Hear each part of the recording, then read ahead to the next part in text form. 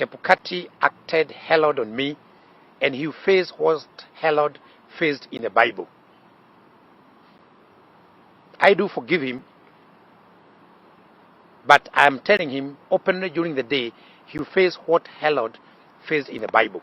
He attempted suicide. Because those are the consequences of such acts. And I want to repeat once more, people are usually very fast to condemn such things. This time loud, very few people condemned. So I said, well, he can't postpone my journey, but he has no power to stop my journey. Postponement agreed, stoppage not possible. He's actually on his way out. After this time, I'll be meeting him along the streets as an old man with a hanging coat. And I'll say hi to him. And I can promise I'll buy him a cup of tea. And I want him to listen to me very clearly, because he has never told Kenyans why he disqualified me. Well, after that, I can tell you that all the readers in this country, a good number of readers celebrated my exit. And there is one camp which really celebrated. Their followers in my country have been holding meetings, prayer meetings, to make sure that I'm not in the ballot. So I know where this is coming from. And I'm speaking from deep down my heart. However, as all this happened, I made a decision that after this, I will turn my party into a resistance movement. And I'm not joking about that. I said it will be USA resistance movement because we are fighting injustice, starting with electoral injustice, and then going to economic injustice, social and other political and other forms of injustice, which has found root in this nation. However, as I took that decision, I can tell you, one man called me. I discussed with that one man. When others were celebrating, the Honorable Raila Odinga engaged me for 3 good hours. Straight hours, man-to-man discussion. No one else was there. This was very close to the handshake thing. We talked man-to-man with Mzee for 3 hours. And he's the only person who admitted to me that injustice was meted on me. And he told me clearly that was not just. And I discussed with him my feelings about it. And I told him that my next route is resistance. He told me, yes, it can be an option, but there are other better options in the meantime. And he asked me one question. If you give me your manifesto, or that is what is very dear to you as far as our party is concerned, and we accommodate it within our manifesto, would you change your mind? And I'm saying it very frankly here. I told him, Usawa kwa wote is premised on household economic model, uplifting the livelihood of households, because the cumulative effect of households creates the rest of the levels of economy. If households are safe, if households' incomes are enhanced, if households can access health care, then the village will be safe, it will be well, and cumulatively the location all the way toward, and at the national level, then we deliver the national good. So it is at the household level that everything happens. And I expounded to him what I think and what my main programs are. And we discussed frankly, man to man. I told him that my champion program is daily development. We are the only county which has created a factory, a milk factory. We are the only county which has a minimum guaranteed price of milk of 40. When others plunge down to 18 during glut, we sustain at 40. I told him that is key to me. Daily is key to me. And he asked me, how can we partner with you to enhance daily further in Murang'a and across the region and nationally? And I told him two things. One, I believe that a cow is a peasant's kiosk. That is my very strong belief, that a cow is a peasant's kiosk. And I told him that in my manifesto, I have a program which I want to implement for this republic, starting from my county, called One Home, One Cow. Because I believe that that is the easiest way to eradicate poverty at household level in areas which are agricultural. So I told him that if I would have become the president, I would have immediately introduced One Home, One Cow program amongst all farmers, all subsistence farmers earning below a particular level of income. And I told him I would have done that because I know a cow delivering 5 liters of milk in the morning, 5 in the evening, 10 liters at 40 shillings is 400 shillings, times 30 is 12,000 shillings. So I told him, Baba, if we can combine your 6,000 and my cow program can give 12,000 shillings to all peasant farmers in the country. That is $3 a day per household. The international poverty line is $1 a day, as prescribed by World Bank. And I told him that if I have to work with you, then the One Home, One Cow must be in our joint manifesto, the USA Azimio manifesto. And he said, if you agree that we work together, then we shall adopt One Home, One Cow program as part of USA Azimio manifesto. And we did a deal. And he said that is going to happen.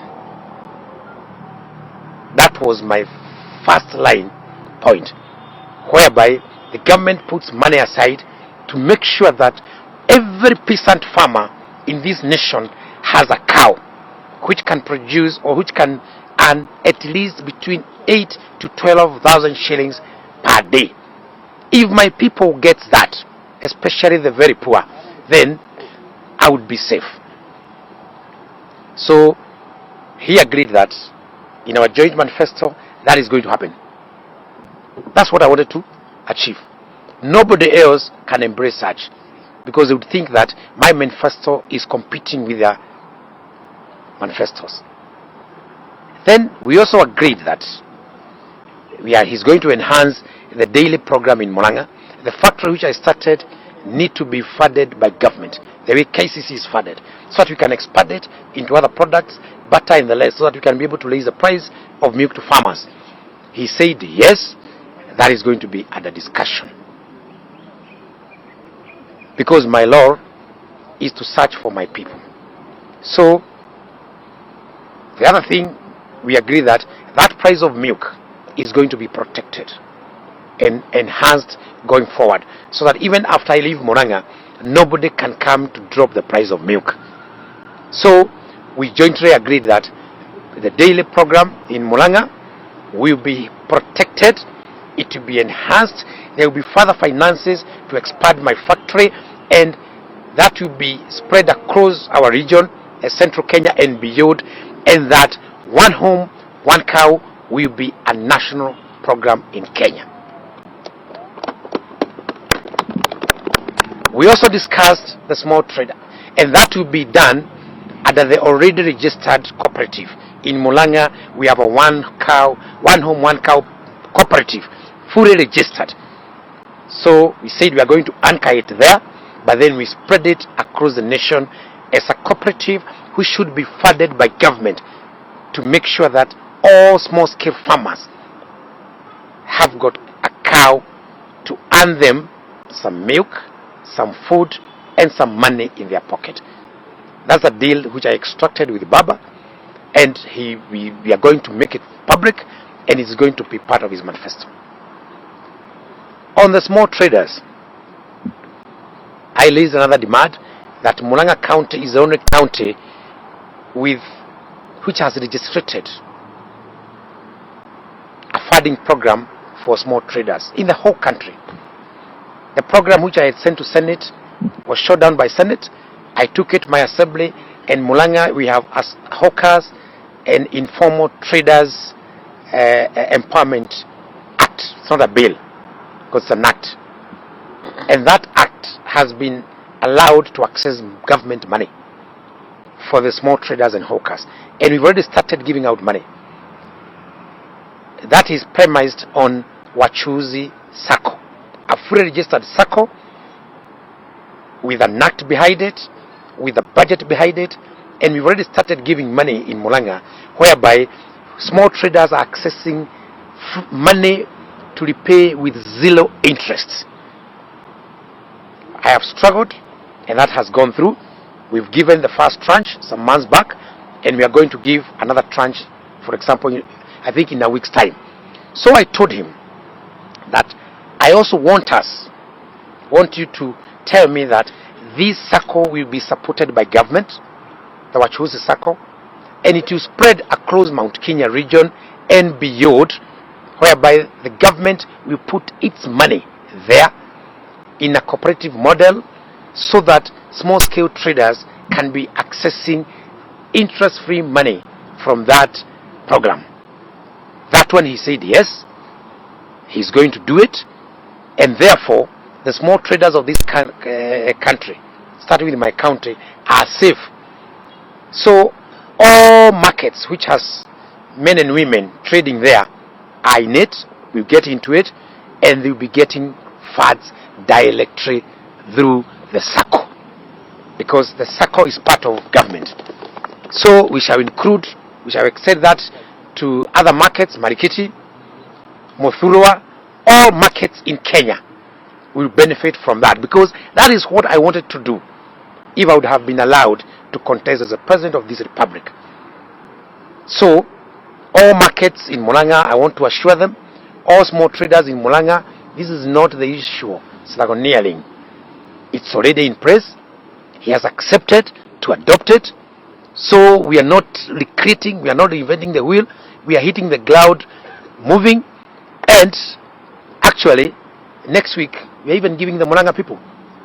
They will be in their thousands, and I want that replicated in Nyeri, I want it done in Kiambu, I want it in Nyandarua, I want it in Laikipia, I want it within our region, and I want it beyond our region, because it should be a national program at the Wachuzi cooperative program.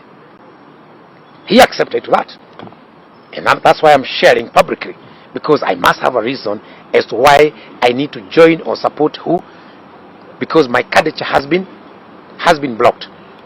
That one we agreed. Third item which we discussed is the issue of food security to small scale farmers.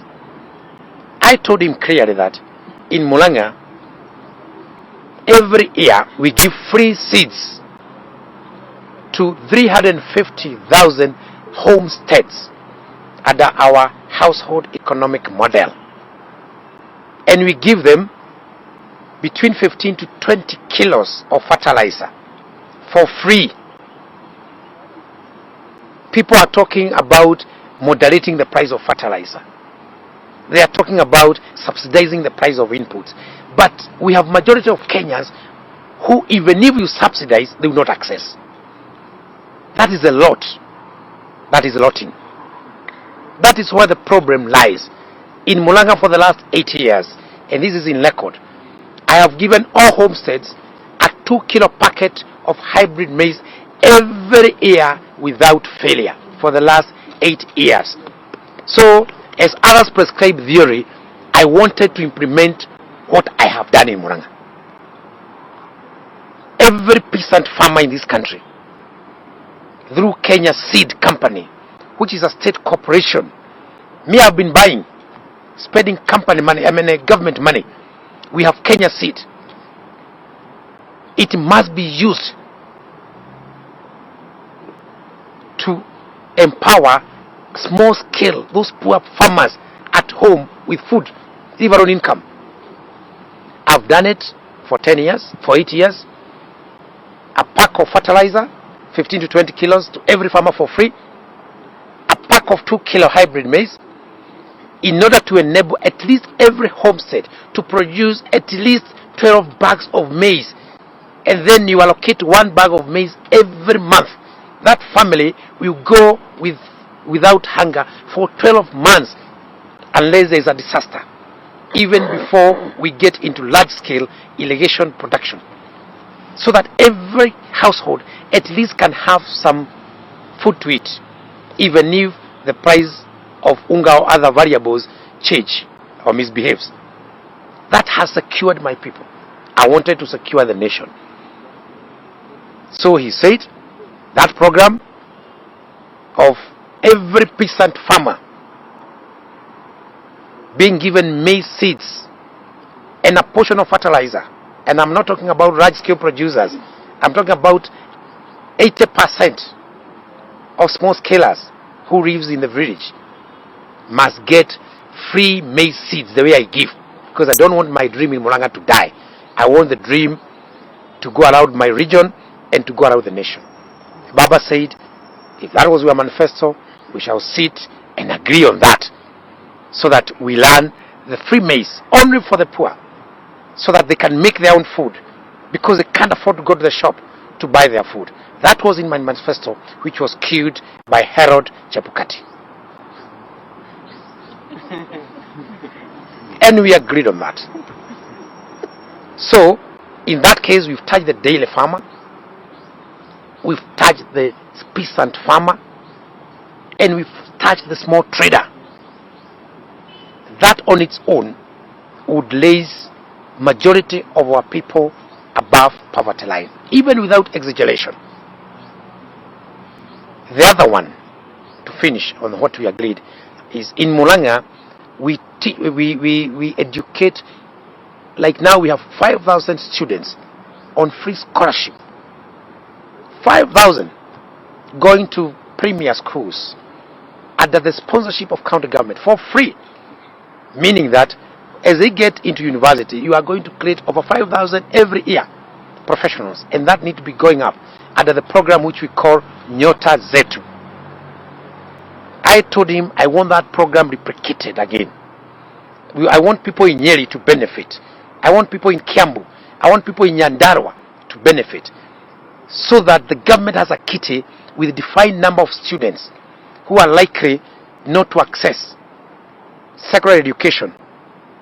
He can now mix that with his free education. We agreed. We also agreed on that.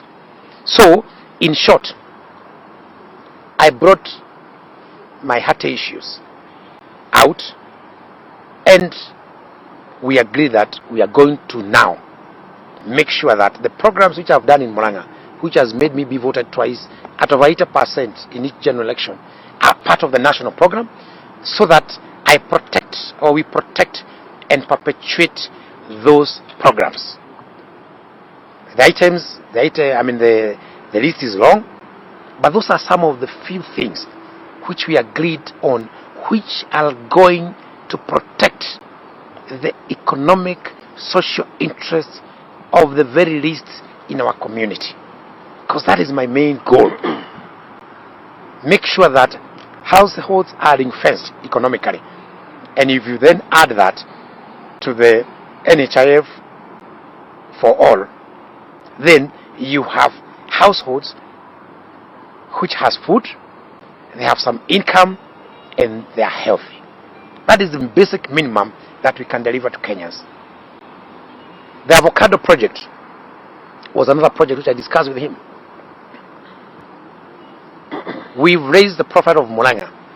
So we are actually in terms of unit area, the largest producer of avocados in Africa now. 2013, when I became the governor, we had 200,000 trees of avocado in Murang'a County. We have given for free a population of 2.5 million for free to the people of Murang'a.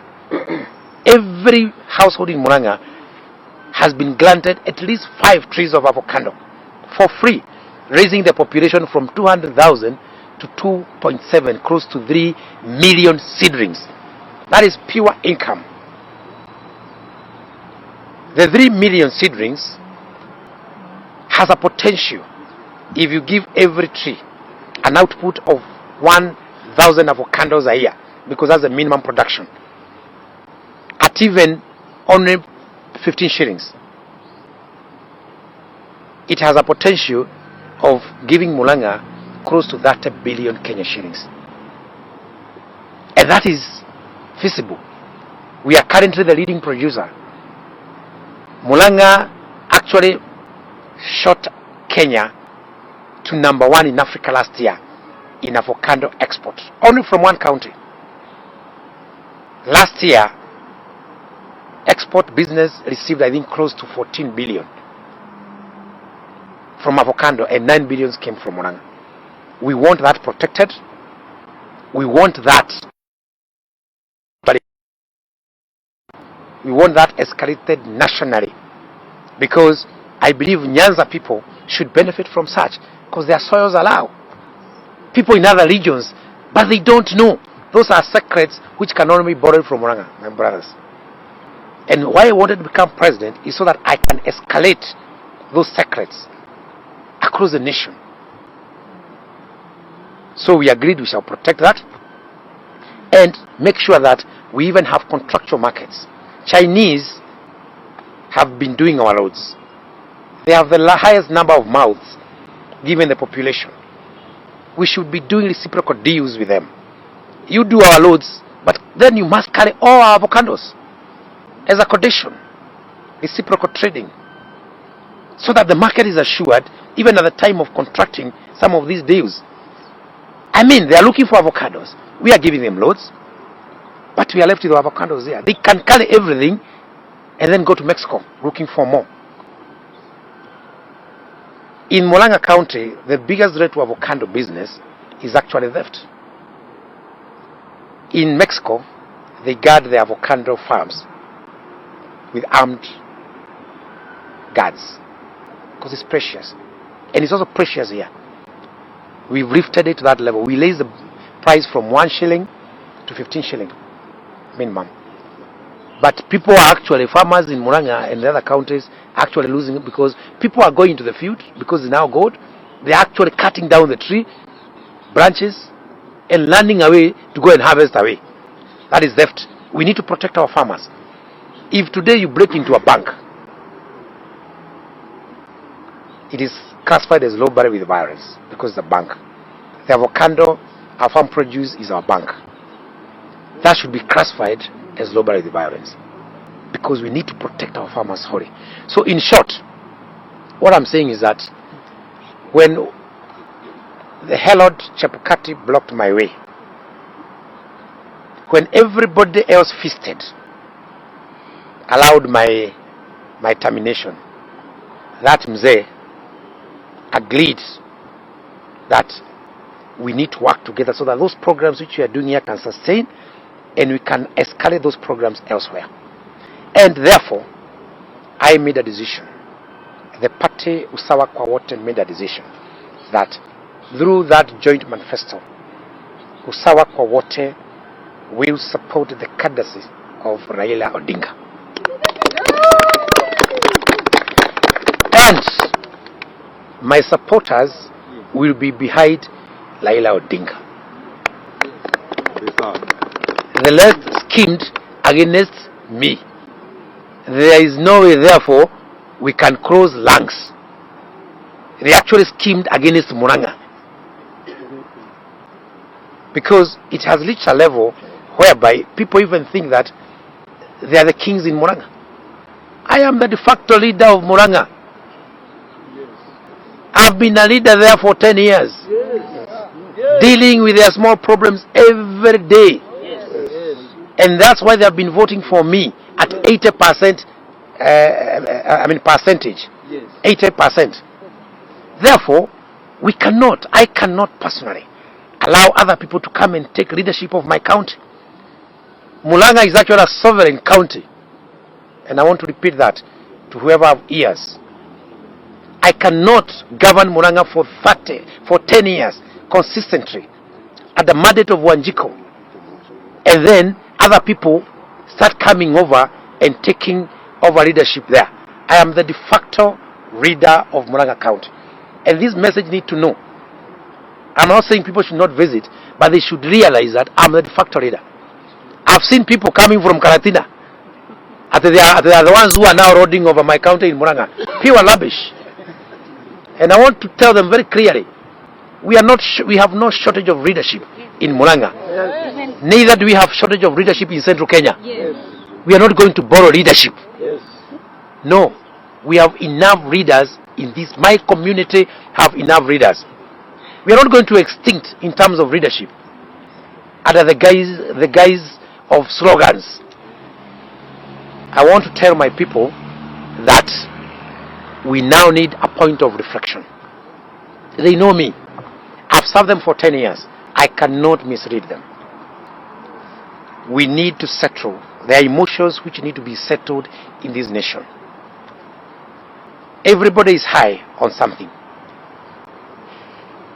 Yes. And might be that's why even Wajakoyo is in there.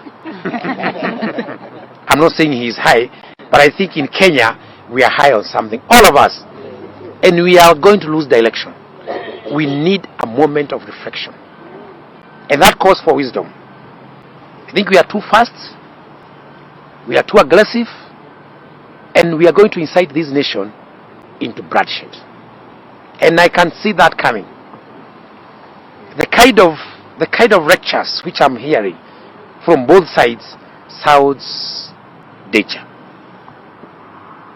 And this is happening all the way to the edge. That if Azimio holds a meeting, it's about the others. If Kenya Kwanza is about the others. And people are getting very aggressive. Crows are out to kill who? To injure who? We are one nation, guys. This is the time now when we need that old man. I can tell you, whether you like it or not. So that we can sober up. At least there are things which you can't do, I can tell you. We now need a moment of reflection. We now need a bit of wisdom. Because the speed at which we are going to destroy this nation.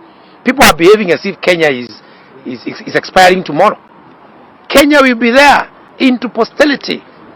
We can lose elections. See, me have been kicked out. See, Kenya is still running. Yes. So people failing or not failing, that is people's personal problems. So, me, I'm saying, I've been able to look forward. I've not declared my stand for that long. I've been observing. I can see where we are headed. And I want to tell my community one thing. Me, I cannot mislead you. You can be sure of that. I've not done it before. And that's why I've said, I want to tell the Kikuyu community that my discussion with that old man has assured us. If you look at even the appointments which have been made, no appointment has been made from Murang'a in particular. We are only seeing the story of Karatina. Karatina is not Murang'a. Murang'a has the highest votes within the broader Central Kenya bloc with 621,000 votes. With neighbors and others only at 300 and 400. But no one is talking about Murang'a. We are being set up. We are being sent MPs from other areas to come and lord over us. I'm the governor of this county. MPs, first-time MPs, to come and lord over us. That is the far they have taken us. I want to tell my people, we are extincting. We are becoming colonies of other counties. I have a lot of respect for Nyeri, but Murang'a will not be Gachagua's colony. Over my dead body. It won't be. It won't be. They have no regard for us. They're just loitering aloud. That with him, their president is a king over who? I want to repeat to them, I'm the supremo of Murang'a County. And I want to remind them once more, they can come visiting, but iko hiyo nyumba iko na mwenyewe na naitagwa Mwangi wa Iria. Yes. And I'm not going to let it happen like that. They even abuse us at home. So the fact that nobody is even proposing a seat for my county is offending enough. At least I've seen Baba getting closer. I'm finding myself sitting in the cabinet. Yes. I'm finding myself very closer to the high, and that is the only way we can help our people. If I get to cabinet, we shall resolve all the issues. I will perpetuate all the programs which I have. We shall protect and multiply them and take them to other regions, because I have the knowledge, I have the know-how, and I have the support of my people. Yes. So I want to tell the people of Murang'a, kindly rally behind me. You have nobody else, let me tell you. You've been scattered, you have no one else. I am your leader. Rally behind me. Let the 620,000 votes go to Raila. We shall demand that Raila gives me a cabinet position. And me and Mother, because Mother is a deputy captain, we shall drive this ball. Peter Munya seated on the other side. We shall drive this mountain. And everybody should feel safe with us. The people know us very well. As we don't compromise. I can tell you, Mother does not compromise. I don't compromise. Peter Munya does not compromise. That is a team. Kuna mambo mingi tunaongea hapa. Yes. Wale wengine tu wako, lakini those are the people. Alafu tusaidiane na hao watu wengine wote. We must defend our mountain. We cannot let go. This mountain is too big to be scattered. It is too big. This is the center of the nation economically. This is the highest mountain in Kenya. We are not going to let it be scattered into small hills and more hills. So my position is, I am begging my people, let us change tune. You listen to my tune and you find the benefits. Listen to my tune and you find the benefits. You get scattered and you regret forever. President Uhuru Kenyatta is retiring. I wish him very well. He has his mistakes, but he's been our head of state. At least he has left Kenya as one nation. We know the infrastructure. The few things which he has not done is the reason as to why we are going for a general election. And it's the reason as to why we shall go into other general elections, because whoever is going to get into office, we will not complete everything. And that's why we are there, so that we can also slowly start succeeding him. But we are not going to have a region without leadership. And that's why I've said, I have offered myself to Raila Odinga for a cabinet position, and a senior cabinet position for that matter, which touches on my people. That is the direction. And I also want to say that we are fully behind Mother Wangari Karua. There are people who are feeling as if Karua is alone. I want to tell that dear lady of ours that we have embraced her. We are going to support her. We all appreciate, we cannot pretend that her CV is slightly longer than ours politically. I mean, I like being very sincere. First time MP hapo. At least I'm second term governor. But we know the history. We cannot ignore. So, I want to assure Mother Kalawa that she has my full backing. She has the backing of the people of Murang'a, and we shall ensure that we are not divided. We are going to give her our full, total backing. I can see some element as if she's feeling as if she's abandoned. You have myself to begin with as a soldier behind there. Na ukikuwa na shida wewe kuja kwangu. Mimi nimekuwa kwa hii waja, wewe umekuwa beleni, lakini mimi nimekuja baadaye, but we are going to deal because we want to protect the bigger good of Mount Kenya. We cannot go to a general election scattered. Our president is going in the next couple of days. As a community, we are not fools. And we have no leadership. No.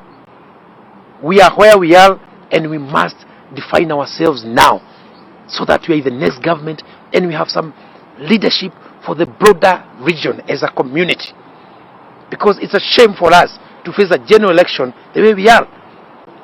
We are going to extinct as a community. Tutaisha. Where we are now where we are. And that's why I've taken a decision. Because I'm not going to oversee the demise of my community. Because we are where we are, and people want us to get into darkness. Without leadership, without the election, the president is going, we are going to take over. And he will be advising us. Anybody who is writing him off should forget.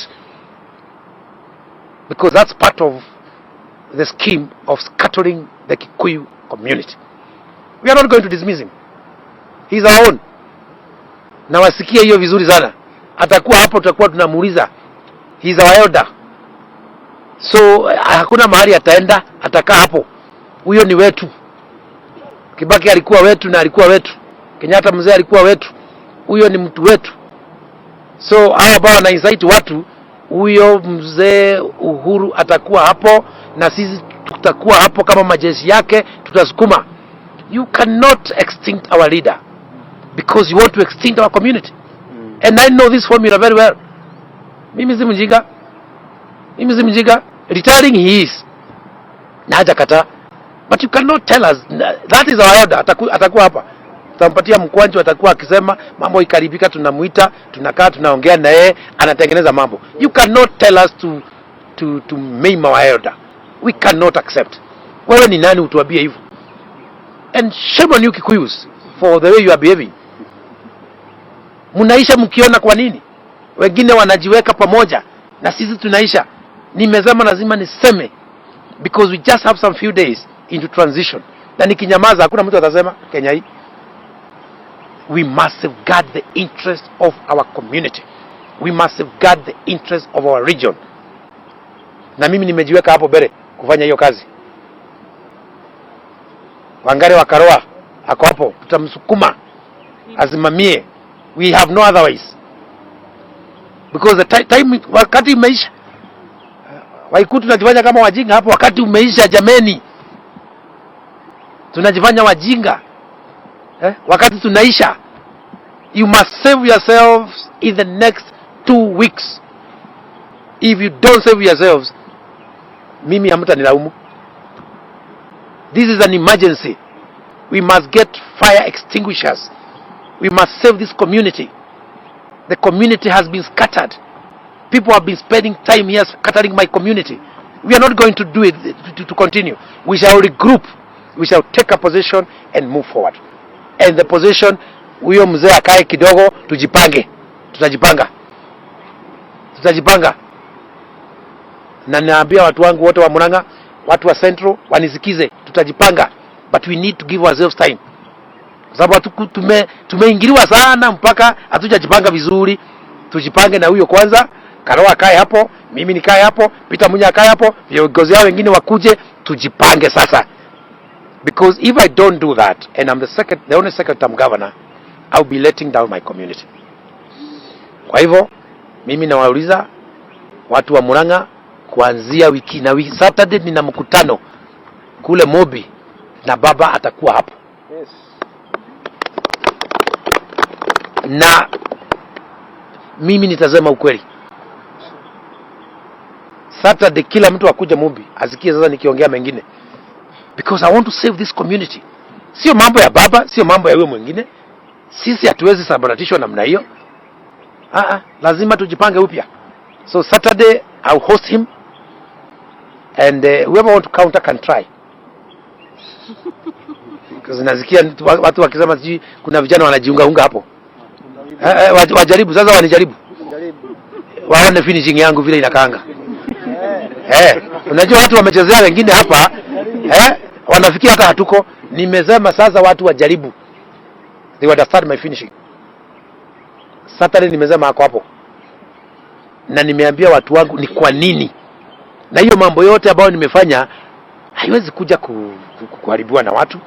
We want to scale up into the national scale. Central Kenya leaders wanaisha. Mimi siwezi isha. Tunapanda huko, tunatetea community yetu tukiwa hapo juu. Na ndio nimerepeat kule na Mheshimiwa Munya. Na kuje. Mimi nikuje hapo. Martha Karua kuje hapo. Tuone na hata nani ataguza hii community yetu. Hakuna. Na viongozi wengine ni wengi.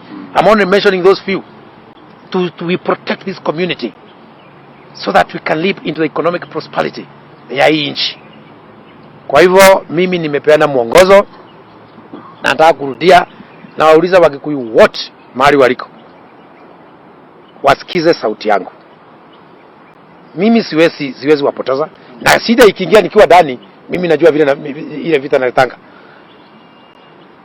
Kama tutapelekwa hivi, mimi niko hapo. Kama tutapelekwa hivyo, Karua yako hapo. Na Munya yako hapo. Tutasimama kidete tuseme no, this is not what we were promised. Lakini hakuna promises, hakuna nini.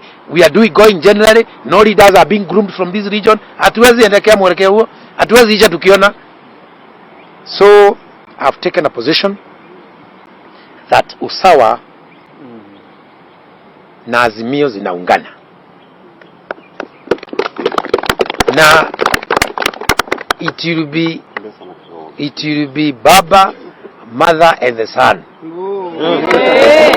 The Son has come. Itakuwa nini? Itakuwa ojeni, itakuwa Baba, Mother and the Son. And the Son has said it. Yes. Who else can say what the Son has said? The Son cannot mislead the family. The Son cannot, we must inherit the gains. So kuanzia sasa hapa Central ni Baba, Mother and the Son. And I'm the Son. Yes. And the Son, we make sure that we are not scattered, because it is the role of the Son also to make sure that things are okay. Very true. So I have taken over that position, and I have given myself that position. Sidio? Kwa sababu nimeona mahali vile tunaenda hakuna mtu anachukua hiyo. Sasa mimi ndiye kiongozi wa huko sasa. Na Rais Kenyatta ndiye our elder, our advisor. He will remain there and we shall continue respecting him. In Rift Valley, when Moi retired, they were all bowing. We were also going there to bow. My friends, you people think Kikuyus are stupid. They were bowing. Ruto was going there. Paka anafungiwa wakati mwingine anasema kwa baba siwezi fungiwa. Gideon wote walikuwa hapo wanasema huyu ni baba wetu, ameretire, tutakuwa tunatoa mashauri kutoka kwake. Lakini mimi naambiwa baba yangu akiretire ati nimwache. Hiyo ni uhuni kutoka wapi? Uchenzi kabisa kama vile nani anazamanga. You cannot do that. Let me tell you one, you cannot do that to a community. Wewe unasema unapenda you cannot do that to a community. Na nimerudia, when Moi retired, he had his own ups and downs. The Kalenjin community were worshipping him. Huyo ni baba by all means kwao. Sidio? Lakini mimi naambiwa huyu wangu akiretire ati niachane na yeye ili tuishe zote. Hiyo wasahau. Hiyo nimesema kwa sauti kubwa. Wakikuyu wamesema hiyo wasahau. And I know people have been misled here. And I want to encourage Kenyatta to remain as our elder there. Wewe huwezi kutuambia ati you don't belong to this community. Wewe unatuambia ati asiwe our elder. Kwani ni elder wako? Wewe enda ukatae wenu. Wewe wakati wenu walikuwa hapo mlikuwa mnamuworship. Mlikuwa mnaenda kufanya hivi kwake. Nyinyi mnasema mimi yetu akitoka ati tunamrushia hata mate huko nje. No way. Na hiyo nimeambia Wakikuyu mchunge sana hata mila yetu haifanye hivyo. Hata Raila kule, hata wakati hako kwa power, hao watu wa huko they worship him, they they at least they respect him, na ndio sababu amefika hapo, and he has never been president, lakini wanasema baba baba baba mpaka wamefanya hata sisi tunamuita baba. Wakalejini huko wakati mmoja alikuwa hapo, sasa sisi tumefanywa, hata Kibaki tulifanywa tumkosee heshima kidogo. Mimi nimeangalia, mimi naonanga bali sana, hata Kibaki ni kama hakuwa nini, na Mungu amweke mahali pema, lakini mimi nimeangalia sisi kuna formula tunachezewa hapa.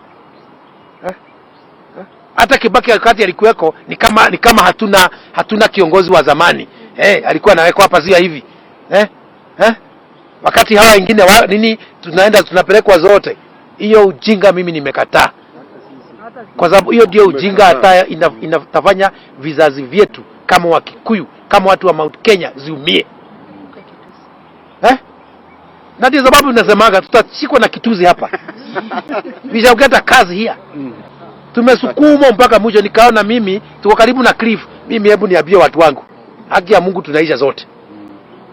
And because I've said it in good time, those 2 weeks are very very important for our community. Those 2 weeks na wanisikize mimi, kwa sababu nimeona hakuna sauti. Rais akitoa sauti anaambiwa usiongee. Sasa basi mimi nimeongea. Rais akiongea anaambiwa no wewe unaenda. Now the son has spoken. So it is Baba, Mother and the son. Na waambiwe the son has spoken. Hiyo ndio barabara ambayo utafuata. And I will talk to also my brothers and sisters, sababu hapo ndipo shida imeingia kidogo. Hawaoni bali, hawaoni mbele, ati tuna shida. Wanasabaratishwa, wengine wanaungana. I will talk to our young men, na nitawaambia tafadhali tusikizane sasa. You inherit from us, and we must create a community which can be bequeathed, inherited by our brothers, our sisters, our sons and our daughters. So mimi nimeongea kwa community yangu, na nimesema hivyo kwa sababu naona wakati inaisha na tutaisha na wakati. Mimi sitaki tuangamie na wakati. Nataka tujiunge pamoja, na nitafanya mikutano mingi. Tuende chini tuongee na watu wetu. We must remain as one board community, the way other communities are doing. Kini imefika mahali mpaka rais tunamtukana sasa. Tumefika mahali because the only way to kill a community is to hit the head. Watagonga alafu walinigonga, zimuliona? Uhuru aondoke na Iria azizimame. Unafiki. Mimi nitasimama kwa nguvu on behalf of my community. Na hiyo nimesema it is from deep down my heart, na mimi sichezangi. Mimi sikuwagi mtu wa mchezo. Me I have very little to lose. So naambia watu heshimu jameni. Unaingiliwa mpaka siku ya mwisho kwa bedroom. Siku ya mwisho wanalala kwetu. Sio kutuunganisha, kutenganisha. Hata siku za mwisho. Mimi nimesema mimi nimeona siku za mwisho. I've raised an alarm to my community, and I'm requesting them to listen to me. Embu wanipatie hizo kula, kama wataki kupatia mtu mwingine. Yes. Sawa. Wanipatie hizo kula, nipe baba to exchange. And as I conclude, nobody has promised the people of Murang'a anything. Ni matembezi tu na misafara tu. Ni kiti gani hicho watu wa Murang'a watapata? Ni nini? Na hatuitishi. Mimi nimeitisha yangu kwa niaba ya watu wa Murang'a. Tuwezi kaa hapo kama wajinga, kama marenge. Tunapiga makofi, Nyeri wanapewa hapo na huyo. Hapo wengine wanapewa na huyo. Sisi Murang'a tunalikuwa kama kaburi. Kwa sababu wamegawanya hizo zingine, basi wanipatie hiyo ya wizara. Mimi hii mipango nitasukuma huko mbele. Mimi sina shida. Atupewi vitu. And we must demand. That's why we want to create a team which will demand. Na viongozi wote waniunge mkono, elders wote waniunge mkono. Mimi kama wanaogopa, mimi siogopi. And we must also protect Mother Wangari Kalowa and respect her. She's our senior, she's a learning mate. We shall protect her. Lakini hizi zingine tuungane zote. Mimi munipatie mahali nitapeleka, mniulize maswali. Hatuwezi kuwa ati aziko kwa kikabu, weka kwa kikabu yangu. Alafu mahali nitapeleka mimi muniulize wapi matunda ndugu. Nimemwambia ile tumeongea na mzee. So mimi naomba wazazi wetu na wazazi wangu wanasikizaga. Wewe pale nimemwambia muende hapo. Vijana wetu muende hapo. Alafu baada ya uchaguzi tukuje tufanye mkutano. Tuseme walituambia huyu alituambia hivi tufanye. Na huyo mzee karibu kuwa rais, hebu nimuelezee. Nyinyi semeni vile mnasema, mudanganyane huko, huyo mzee karibu kuwa rais. Hii yetu kidogo ndio ile kanyama ya kuangusha kula. Kilo tunaweka anakuwa tuna debate, tunagawa nyama ya taifa. Na mimi nimemaliza. Nimesema kwa ufupi mimi na support Raila Odinga. I'll host him on Saturday. I'll campaign for him. Na huu utakuwa ni muungano wa usawa na Azimio. Sijafunga chama changu. Na candidates wa usawa ni wengi. We have over 700 candidates katika Kenya hii. Na waitishia kula wote. Yes, wote. Na pia wale watu wa upande mwingine kwanza wa Mwangi wakuje tukunywe chai wote. Ni waonyeshe siri. Kwa sababu hata wakipotea hawakujua. So msiogope candidates wa chama vyama vingine vyote mahali ulikuwa. Sasa kiongozi wenu ameamuka. Mkuje tukunywe chai. Wewe ulikuwa chama nyingine, kuja au host all of you wale ambao wanataka na mnitafute. Vyama hizo zote nimwambie sisi ni community. Mambo ya chama itakuja na itaisha. Wote wanitafuta wasiogope. Najua kuna wengine wananitafutanga wakiwa wamejificha. Sasa mimi nimetokea na nimewaalika wote. Ili tufanye kampeni moja, tumalize hii mambo na mimi nikienda hapo juu, mbona itafaidika? Hata wewe ukiwa chama gani utafaidika tu. Kwa hivyo tushikane, munitumie kama ngazi, mpande hapa mkanyange, nifike pale nichune matunda, mimi nilete, sisi tukae gagari. Na nimezama nitasema hivyo bila kuogopa kwa sababu kila mtu amenyamaza, hata waitishi. Mimi nimeitisha. Mimi nimeitisha, waitishi wanaogopa, wamewekwa baridi na kila mtu. Sisi tupatie hiyo, tutakupatia kula mzee. Sawa sawa? Thank you very much. Thank you. Sasa maswali kidogo alafu tunaongea Kikuyu ile ya kutosha kwa sababu hawa hawajasikia vizuri, nataka wasikie. Yes. Yes.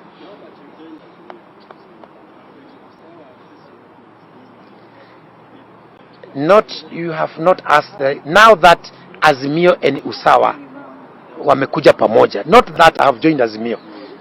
So you can rephrase and say now that Azimio Usawa na Azimio zimetengeneza urafiki. Sasa endelea.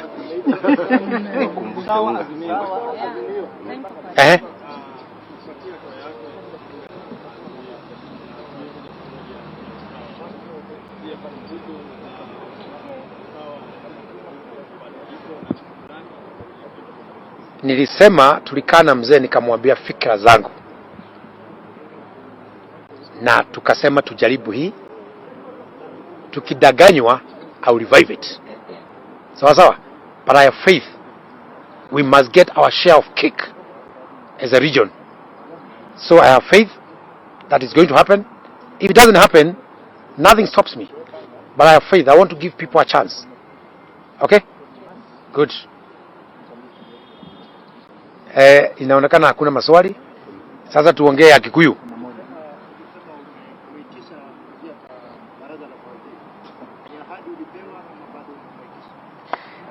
Nimesema hii kula ni kula kubwa zaidi. This is 621,000 votes. Sindio? Kwa hivyo this vote must be represented there. Again, the broader Kikuyu vote ni kubwa na Mount Kenya. And I'm the senior most in terms of being elected twice. I don't shy away from asking. I want to sit there. Sawa? Yes, because I know what I'm going to do. Kuna mambo ya kustasa, sasa hakuna gear reverse. Nimeona tutapotea. Nataka kukaa hapo. Yes. Wewe ni TV gani? Hebu kwanza tuulizwe. Wewe tuulizana tukiwa nyumbani. Ni sawa? Hebu tumalize na hawa ngwana. Ngoja kidogo. Excuse. Kwanza tudiu na media, hiyo ya nyumbani tutaulizana. Yes, Nation, let's start that. Yes.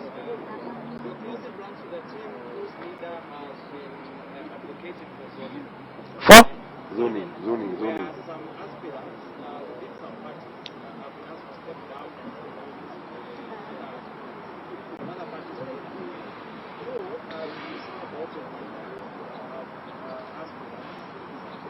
they will continue.